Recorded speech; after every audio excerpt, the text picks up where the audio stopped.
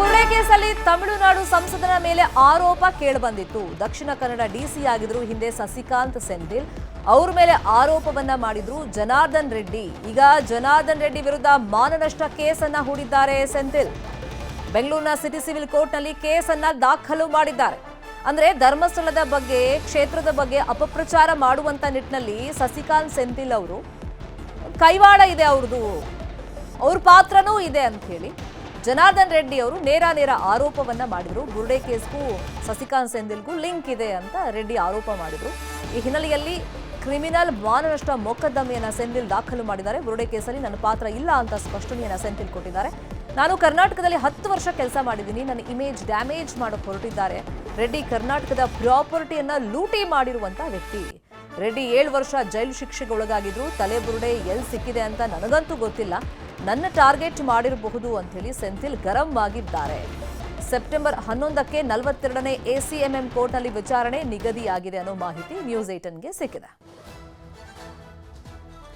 ಇನ್ನು ಸಸಿಕಾಂತ್ ಸೆಂಥಿಲ್ ಅವರನ್ನ ನಮ್ಮ ಪ್ರತಿನಿಧಿ ಮುನಿರಾಜು ಮಾತನಾಡಿಸಿದ್ದಾರೆ, ನೋಡೋಣ. ಜನಾರ್ದನ್ ರೆಡ್ಡಿ ವಿರುದ್ಧ ಒಂದು ಕ್ರಿಮಿನಲ್ ಕೇಸನ್ನು ದಾಖಲು ಮಾಡಿರೋದು. ಈಗ ಸಂಸದ ಸಸಿಕಾಂತ್ ಸೆಂಥಿಲ್ ಅವರಿದ್ದಾರೆ ಸರ್. ಏನ್ ಕೇಸ್ ರಿಜಿಸ್ಟರ್ ಆಗಿದೆ ಈಗ, ಮತ್ತೆ ಏನೋ ಒಂದು ಅಲಿಗೇಷನ್ ಇದೆ ಸರ್ ಈಗ ಅವ್ರ ಮೇಲೆ, ನನ್ನ ಮೇಲೆ ಅನ್ನೆಸೆಸರಿಯಾಗಿ baseless, politically motivated, reckless allegation ಮಾಡಿರುವುದರಿಂದ ಅವರ ಮೇಲೆ ನಾನು ಕ್ರಿಮಿನಲ್ ಡಿಫಮೇಷನ್ ಹಾಕಿದ್ದೀನಿ ಸರ್. ಮತ್ತೆ ಈ ಒಂದು ಕೇಸಲ್ಲಿ ನಿಮ್ಮ ಹೆಸರನ್ನ ಅವ್ರು ತೆಗೆದುಕೊಳ್ಳೋದಕ್ಕೆ ಕಾರಣ ಏನು? ಅವರಿಗೆ ಕೇಳಬೇಕು. ಲಾಸ್ಟ್ ಟೈಮ್ ನಾನು ಅವರನ್ನು ನೋಡಿರುವುದು ಅವರ ಕೇಸಲ್ಲಿ ನಾನು ಈ CEC ಮತ್ತೆ ಬಹುಶಃ CBIಗೆ ಅಸಿಸ್ಟ್ ಮಾಡಿದೆ. ನಿಮ್ಗೆಲ್ಲರಿಗೂ ಗೊತ್ತಿದೆ, ಕರ್ನಾಟಕದ ಸಂಪತ್ತನ್ನು ಲೂಟಿ ಹೊಡೆದು ಇಡೀ ದೇಶದಲ್ಲಿ ಕರ್ನಾಟಕ ಕೆಟ್ಟ ಹೆಸರು ತಂದವರು ಅವರು. ಇವತ್ತು 7 ವರ್ಷ ಜೈಲು ಶಿಕ್ಷಣೆಯಲ್ಲಿ ಕನ್ವಿಕ್ಷನ್ ಸ್ಟೇ ಆಗಿ ಬಂದಿದ್ದಾರೆ.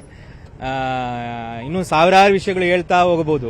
ಕ್ರೈಮ್ಗಳು ಲಿಸ್ಟ್ ಮಾಡಿದ್ರೆ ಅದು ಒಂದು ಪೇಜಲ್ಲಿ ಬರಲ್ಲ.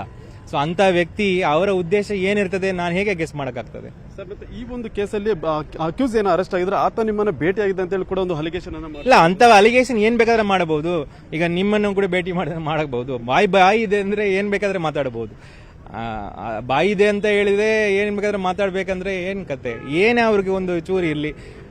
ಏನ್ ನನ್ನ ಕ್ರಿಶ್ಚಿಯನ್ ಅಂತಾರೆ, ಅದರಿಂದನೇ ಗೊತ್ತಾಗ್ತದೆ ಅವ್ರು ನನ್ನ ಬಗ್ಗೆ ಏನೂ ಗೊತ್ತಿಲ್ಲ ಅವರಿಗೆ. ಸೆಂಥಿಲ್ ಅಂತ ಹೇಳಿದ್ರೆ ಸುಬ್ರಹ್ಮಣ್ಯನ 2ನೇ ಹೆಸರು ಅದು ಸೆಂಥಿಲ್. ನಮ್ಮ ಮನೆ ಏನು, ನಮ್ದು ಏನು ಅದು ಗೊತ್ತಿಲ್ಲ ಅವರಿಗೆ. ನನ್ನ ವಿಚಾರಗಳು ಏನು ಅದು ಗೊತ್ತಿಲ್ಲ ಅವರಿಗೆ.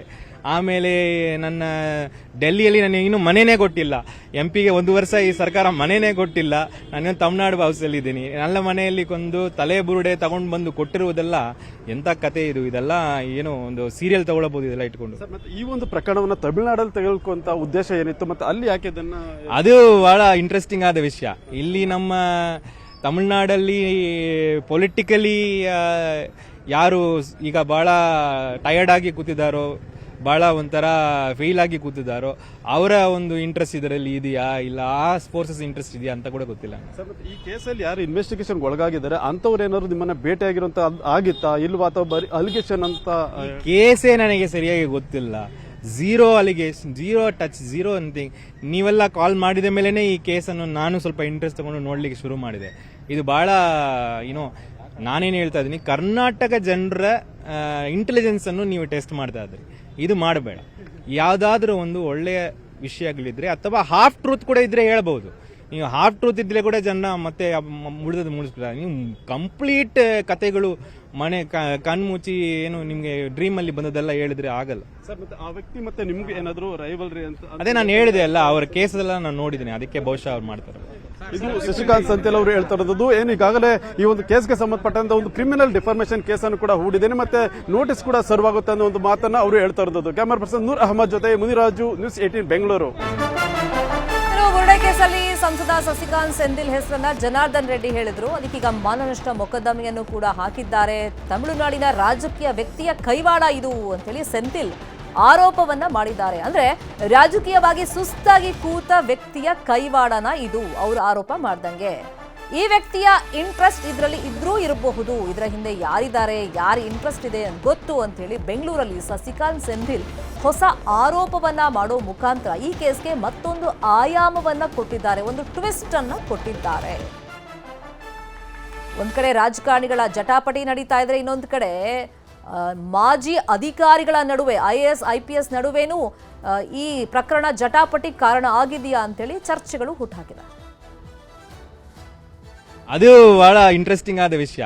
ಇಲ್ಲಿ ನಮ್ಮ ತಮಿಳ್ನಾಡಲ್ಲಿ ಪೊಲಿಟಿಕಲಿ ಯಾರು ಈಗ ಬಹಳ ಟಯರ್ಡ್ ಆಗಿ ಕೂತಿದ್ದಾರೋ, ಬಹಳ ಒಂಥರ ಫೇಲ್ ಆಗಿ ಕೂತಿದ್ದಾರೋ, ಅವರ ಒಂದು ಇಂಟ್ರೆಸ್ಟ್ ಇದರಲ್ಲಿ ಇದೆಯಾ ಇಲ್ಲ ಆ ಫೋರ್ಸಸ್ ಇಂಟ್ರೆಸ್ಟ್ ಇದೆಯಾ ಅಂತ ಕೂಡ ಗೊತ್ತಿಲ್ಲ. ಮಾತಾಡ್ತಾ ಸೆಂಥಿಲ್ ಹೇಳ್ತಾರೆ, ರಾಜಕೀಯವಾಗಿ ಸುಸ್ತಾಗಿ ಕೂತಂತ ಒಬ್ಬ ವ್ಯಕ್ತಿಯಿಂದ ಈ ರೀತಿ ಆಗ್ತಿದ್ಯಾ, ಅಪಪ್ರಚಾರಗಳು ನಡೀತಾ ಇದೆಯಾ ಅಂತ ಹೇಳಿ. ಹಾಗಾದ್ರೆ ಸಸಿಕಾಂತ್ ಸೆಂಥಿಲ್ ಹೇಳಿದ್ದು ಯಾರ ಹೆಸರನ್ನ? ಅಣ್ಣಾಮಲೈ ವಿರುದ್ಧ ಆರೋಪವನ್ನ ಮಾಡಿದ್ರ ಸೆಂಥಿಲ್ ಮೇಲೆ ಆರೋಪಕ್ಕೆ ಅಣ್ಣಾಮಲೈ ಕಾರಣನ? ಸೆಂಥಿಲ್ ಹೆಸರೇಳಕ್ಕೆ ಬಿಜೆಪಿಗರಿಗೆ ಅಣ್ಣಾಮಲೈ ಹೇಳಿದ್ರ? ಹಾಗಾದ್ರೆ ಕರ್ನಾಟಕದ ಮಾಜಿ ಅಧಿಕಾರಿಗಳ ನಡುವೆ ಇದೀಗ ಬುರುಡೆ ವಾಕ್ಸಮರ ನಡೀತಾ ಇದೆ. ಪರೋಕ್ಷವಾಗಿ ಅಣ್ಣಾಮಲೈ ವಿರುದ್ಧ ಸೆಂಥಿಲ್ ಬೊಟ್ಟು ಮಾಡಿ ತೋರಿಸಿದ್ದಾರೆ. ರಾಜಕೀಯವಾಗಿ ಸುಸ್ತಾಗಿ ಕೂತಿರುವಂತ ತಮಿಳುನಾಡಿನ ಒಬ್ಬ ವ್ಯಕ್ತಿಯ ಕೈವಾಡ ಇದು ಅಂತ ಅವ್ರು ಹೇಳಿದ್ದಾರೆ. ಅಂದ್ರೆ ಸೆಂಥಿಲ್ ನೇರವಾಗಿ ಆರೋಪ ಮಾಡಿದ್ರು, ಬಟ್ ಅವ್ರ ಹೆಸರನ್ನ ಹೇಳಿಲ್ಲ. ಸೊ ಮೇಲ್ನೋಟಕ್ಕೆ ನೋಡಿದ್ರೆ ಅವ್ರ ಹೆಸರು ಹೇಳ್ತಿರೋದು ಅಣ್ಣಾಮಲೈ ಇದೆ ಅಂತ ಈಗ ಚರ್ಚೆಗಳಾಗ್ತಿದೆ. ಇನ್ನು ಸೆಂಥಿಲ್ ಹೆಸರನ್ನ ಇಲ್ಲಿನ ರಾಜಕಾರಣಿಗಳು ಹೇಳೋದಕ್ಕೆ, ಬಿಜೆಪಿ ನಾಯಕರು ಹೇಳೋದಕ್ಕೆ ಹೇಳಿಕೊಟ್ಟಿದ್ದೆ ಅಣ್ಣಾಮಲಯ್ಯ. ಹಾಗಾದ್ರೆ ಇದೇ ವಿಷಯವಾಗಿ ಇನ್ನಷ್ಟು ಡೀಟೇಲ್ ಆಗಿ ಇನ್ಫಾರ್ಮೇಶನ್ ಕೊಡ್ತಾ ಹೋಗೋದಕ್ಕೆ ನೇರ ಸಂಪರ್ಕದಲ್ಲಿ ಕನೆಕ್ಟ್ ಆಗಿದ್ದಾರೆ ನಮ್ಮ ರಿಪೋರ್ಟರ್ ಮುನಿರಾಜು. ಒಂದ್ ಕಡೆ ಜನಾರ್ದನ್ ರೆಡ್ಡಿ ಅವರು ನೇರವಾಗಿ ಸೆಂಥಿಲ್ ಮೇಲೆ ಆರೋಪ ಮಾಡಿದ್ರು. ಈ ಹಿನ್ನೆಲೆಯಲ್ಲಿ ಯಾವ ತರ ಪ್ರಕರಣವನ್ನ ದಾಖಲು ಮಾಡಿದ್ದಾರೆ ಸೆಂಥಿಲ್ ಅವರು? ಮತ್ತೆ ಈಗ ಇಷ್ಟು ದಿನ ರಾಜಕಾರಣವಾಗಿ ಒಂದಿಷ್ಟು ವಾಕ್ಸಮರ ನಡೀತಾ ಇತ್ತು ಬುರುಡೆ ಪ್ರಕರಣದಲ್ಲಿ. ಈಗ ಅಧಿಕಾರಿಗಳು, ಮಾಜಿ ಅಧಿಕಾರಿಗಳ ಮಧ್ಯದಲ್ಲಿ ವಾಕ್ಸಮರಕ್ಕೆ ಇದು ಕಾರಣವಾಯ್ತಾ? ಅಣ್ಣಾಮಲೈ ಎಂಟ್ರಿ ಏನಿದ್ರಲ್ಲಿ?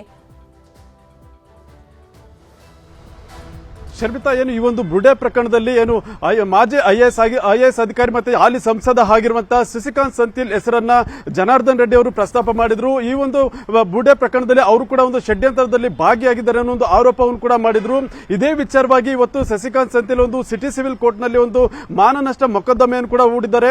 ಅದರ ಕ್ರಿಮಿನಲ್ ಮಾನನಷ್ಟ ಮೊಕದ್ದಮೆ ಪ್ರಕರಣವನ್ನು ಕೂಡ ಹೂಡಿರುವಂತದ್ದು. ಈ ಒಂದು ಪ್ರಕರಣಕ್ಕೆ ಸಂಬಂಧಪಟ್ಟಂತೆ ಏನು ಸೆಪ್ಟೆಂಬರ್ 11ನೇ ತಾರೀಕು ಕೂಡ ಇದು ವಿಚಾರಣೆ ಕೂಡ ಬರ್ತಾ ಇದೆ. ಇದೇ ಸಂದರ್ಭದಲ್ಲಿ ಇಬ್ಬರು ಮಾಜಿ ಅಧಿಕಾರಿಗಳ ಒಂದು ನಡುವೆ ಕೂಡ ಒಂದು ವಾಕ್ಸಮರಕ್ಕೂ ಕೂಡ ಈ ಒಂದು ಪ್ರಕರಣ ಕಾರಣ ಆಗ್ತಾ ಇರೋದು.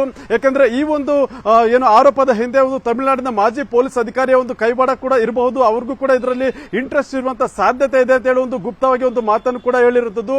ನೇರವಾಗಿ ಹೆಸರನ್ನ ಪ್ರಸ್ತಾಪ ಮಾಡದೆ ತಮಿಳುನಾಡಿಗೆ ಸೇರಿದ ಒಂದು ಮಾಜಿ ಪೊಲೀಸ್ ಅಧಿಕಾರಿ ಕೂಡ ಇದರಲ್ಲಿ ಇನ್ವಾಲ್ವ್ಮೆಂಟ್ ಆಗಿರಬಹುದು ಅನ್ನೋ ಒಂದು ಆರೋಪವನ್ನು ಕೂಡ ಮಾಡಿದರೆ, ಅವರ ಸೂಚನೆ ಮೇರೆಗೆ ಈ ಒಂದು ನನ್ನ ಹೆಸರನ್ನ ಇವರು ತೆಗೆದುಕೊಂಡಿರಬಹುದು ಅನ್ನೋ ಒಂದು ಸಂಶಯವನ್ನು ಕೂಡ ಈಗ ಅವರು ವ್ಯಕ್ತಪಡಿಸಿರುವಂತದ್ದು. ಅದಕ್ಕೋಸ್ಕರ ತಮಿಳುನಾಡಲ್ಲಿ ಕೂಡ ಈ ಒಂದು ನನ್ನ ಹೆಸರನ್ನ ತೆಗೆದುಕೊಂಡು ಒಂದು ಏನು ಚರ್ಚೆ ಕೂಡ ಆಗುವಂತ ರೀತಿಯಲ್ಲಿ ಇದು ಕಂಡು ಬರ್ತಾ ಇದೆ. ನಾನು ಮೊದಲಿಂದಲೂ ಕೂಡ ಈ ಒಂದು ವಿಚಾರದಲ್ಲಿ ಯಾವುದೇ ರೀತಿಯಲ್ಲಿ ಕೂಡ ಇರಲಿಲ್ಲ. ಆದ್ರೆ ನೇರವಾಗಿ ಈಗ ನನ್ನ ಹೆಸರನ್ನ ಈಗ ಪ್ರಸ್ತಾಪ ಮಾಡ್ತಾ ಇರೋದ್ರಿಂದ ನಾನು ಕಾನೂನಾತ್ಮಕವಾಗಿ ಹೋರಾಟವನ್ನು ಮಾಡುವಂತ ಅನಿವಾರ್ಯತೆ ಕೂಡ ಸೃಷ್ಟಿಯಾಗ್ತಾ ಇದೆ. ಮತ್ತೆ ಇದೇ ರೀತಿಯಾಗಿ ಒಂದು ಸ್ಟೋರಿಯನ್ನ ಕ್ರಿಯೇಟ್ ಮಾಡುವಂತ ಸಲುವಾಗಿ ಕೂಡ ಈಗ ನಡೀತಾ ಇರೋದ್ರಿಂದ ಇದಕ್ಕೆ ಒಂದು ಫುಲ್ ಸ್ಟಾಪ್ ಆಗಬೇಕಾಗುತ್ತೆ. ಆದ್ರಿಂದ ಲೀಗಲ್ ಆಗಿ ಒಂದು ಫೈಟ್ ಮಾಡೋ ಸಲುವಾಗಿ ಇವತ್ತು ಕೇಸನ್ನು ಕೂಡ ದಾಖಲು ಮಾಡಿದ್ದೇನೆ. ಆ ವ್ಯಕ್ತಿಯ ಒಂದು ಸೂಚನೆ ಮೇರೆಗೆ ರಾಜ್ಯದಲ್ಲಿ ಕೂಡ ನನ್ನ ಹೆಸರನ್ನ ಬಳಸಿಕೊಂಡಿರಬಹುದು ಅನ್ನೋ ಒಂದು ಸಂಶಯವನ್ನ ಈಗ ಅವರು ವ್ಯಕ್ತಪಡಿಸಿರುವಂತದ್ದು. ಶರ್ಮಿತಾ, ಥ್ಯಾಂಕ್ ಯು ಮುನಿ, ಈ ಕ್ಷಣದ ಮಾಹಿತಿಯನ್ನು ಕೊಟ್ಟದಕ್ಕೆ.